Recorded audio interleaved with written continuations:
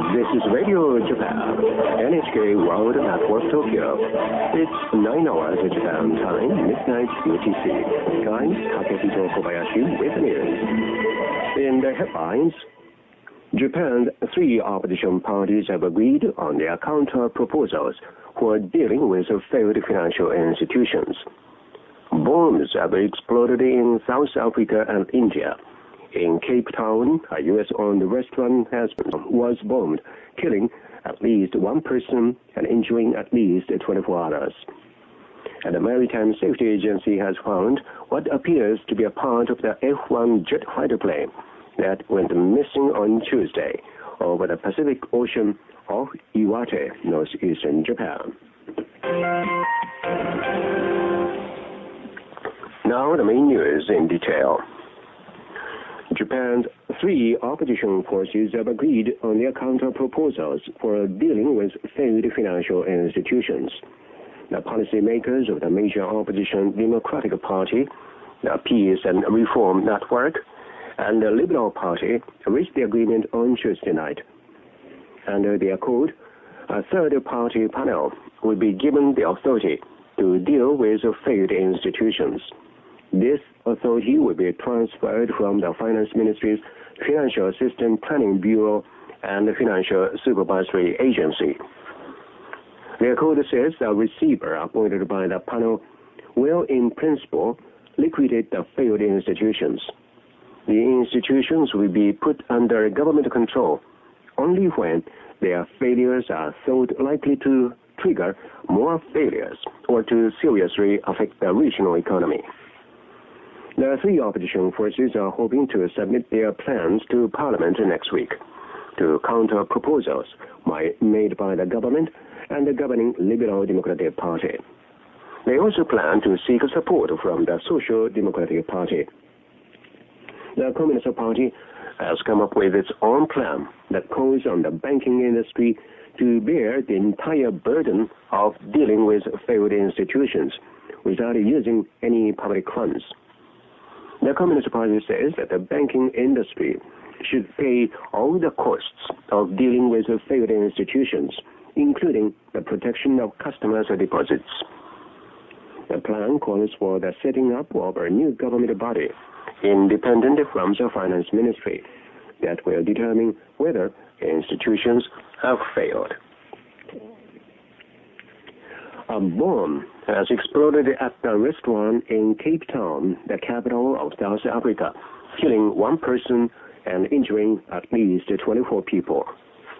The explosion took place on Tuesday evening at the crowded restaurant Planet Hollywood, which has its head office in the United States.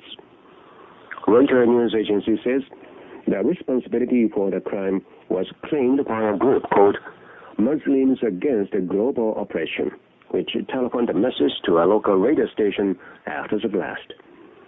This group protested the U.S. President's visit to South Africa last March by burning the American flag. The authorities in Cape Town are investigating the relation between the call and the bombing.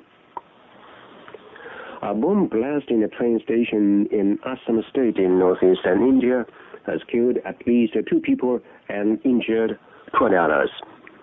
The explosion took place on Tuesday at the temporary military camp in the train station compound in Guwahati, a major city in Assam.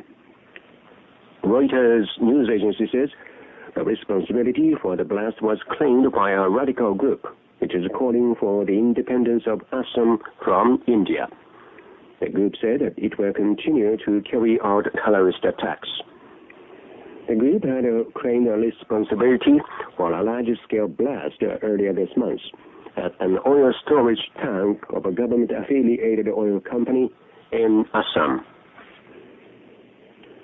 The Maritime Safety Agency has found what appears to be a part of the F-1 jet fighter plane that went missing on Tuesday over the Pacific Ocean off Iwate, northeastern Japan. 2 F-1 fighter planes of the Self-Defense Forces disappeared from radar around 7 p.m. local time on Tuesday, while conducting a nighttime low-altitude exercise about 60 kilometers off the coast. A patrol boat found an object floating 60 kilometers off Kuji City, Iwate, more than 8 hours after the planes went missing. The object, measuring 30 centimeters by 30 centimeters, has camouflage colors on one side and is white on the other side. 7 SDF helicopters and the Maritime Safety Agency were searching for the missing planes, suspecting that they may have crashed.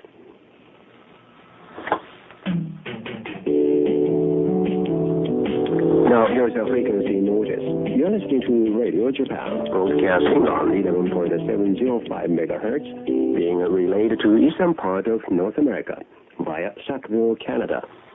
This transmission is also relayed to Europe via Skeleton, England, on 6.155 and 6.180 megahertz, and to Central Africa via Ascension Island in the Atlantic on 9.665 megahertz. Listeners in Asia can also hear this transmission until 0:15 hours UTC on 11.815 and 13.650 megahertz. Now, airlines.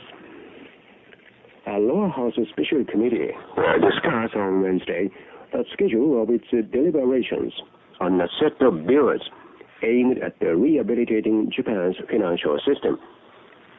On Tuesday, the directors of the committee failed to bridge the gap between the governing and opposition forces over the schedule. At Tuesday's talks, the ruling Liberal Democratic Party demanded that unsworn witnesses be called on Friday to discuss the issue of the financially troubled Long-Term Credit Bank of Japan, as well as the set of financial bills. But the opposition insisted that unsworn witnesses should only be called for the discussion on the Long-Term Credit Bank of Japan. The LDP eventually accepted the demand, but the two sides were unable to strike an accord due to their differences, including the selection of witnesses. The two leaders of Japan and Germany have agreed to support Russia's economic reform efforts. In a telephone conversation on Tuesday, German Chancellor Helmut Kohl told Prime Minister Keizo Obuchi that Russia needs to drastically reform its economy, which is suffering from a serious financial crisis. Mr. Obuchi replied that Japan and Germany should cooperate in helping Russia. Chancellor Kohl said that the Chinese and Indonesian economies also appear to be facing a severe situation. Mr. Obuchi said he is afraid that the ongoing flooding in China could adversely affect its economy.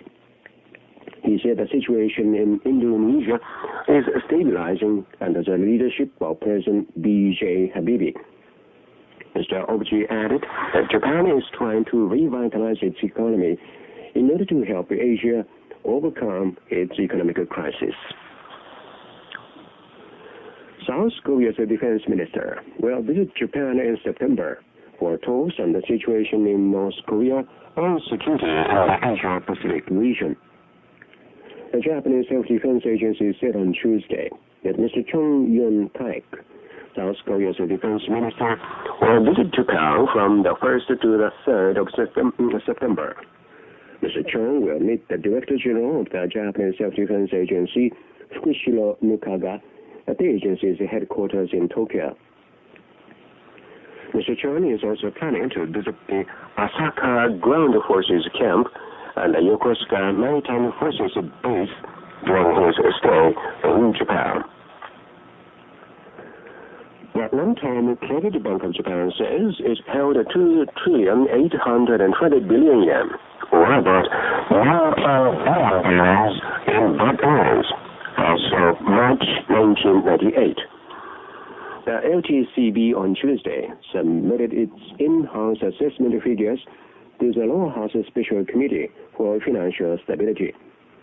The government is considering financial support for the troubled bank. According to the assessment made at the time of the bank's account settlement for fiscal 1997, The bank held loans worth nearly 18,740 billion yen, or about $128.2 billion. The assessment says the bank's recoverable loans were more than 15,912 billion, or about $110 billion. But the bank held about 2,380 billion yen, or about $16.4 billion in loans, which call for precautions because they fall short of credibility or security requirements. The bank also held 440 billion yen, or $3 billion in loans, which the bank felt it might have difficulty recovering. The bank's so-called problem loans accounted for 15% of its overall credits. Russia's ruble tumbled more than 10% against the US dollar on Tuesday, twice causing a suspension of trade on the Moscow interbank currency exchange. The ruble ended the day's trading at 7.86 to the dollar, the lowest level since the central bank effectively devalued the currency on August 17th. The central bank strongly criticizes commercial banks for using rubles provided by the central bank to buy dollars to protect themselves instead of using them for their customers. Russia's new acting Prime Minister, Viktor Chernomyrdin, said on Monday that one of his chief priorities is to ensure that Russia's banking system is not wiped out by the crumbling currency. Mitsubishi Electric Corporation of Japan and U.S. defense giant Lockheed Martin Corporation have reached a basic agreement to jointly develop next-generation defense equipment. The agreement for a broader tie-up between the two companies was reached on Tuesday. Company officials said the two firms will exchange defense development technology and information on each country's defense market. The Japanese and U.S. firms are expected to cooperate in developing new missile and radar systems by combining Mitsubishi Electric's electronic technology and Lockheed's general developing ability. They are also reportedly planning to jointly sell their developed products to Japan's defense agency. Japan's transport ministry has begun probing a reported near miss between a Japan Airlines plane and a U.S. fighter jet in skies near Tokyo last week. Japan Airlines reported that the DC-10 flying over Sagamihara City, west of Tokyo, around 7:25 on Wednesday morning, detected the U.S. fighter jet approaching some 160 meters below. Soon after, an alarm warned of the possibility of a mid-air collision.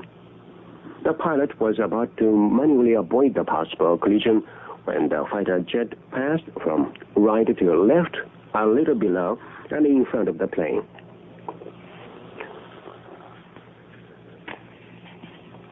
The U.S. force typhoon has been swarmed in the Pacific Ocean near Okinawa, threatening to reach western Japan on Thursday afternoon. Japan's meteorological agency says the small typhoon, some 500 kilometers southwest of Okinawa, has an atmospheric pressure of 990 hectopascals at its center, packing winds of 50 kilometers per hour.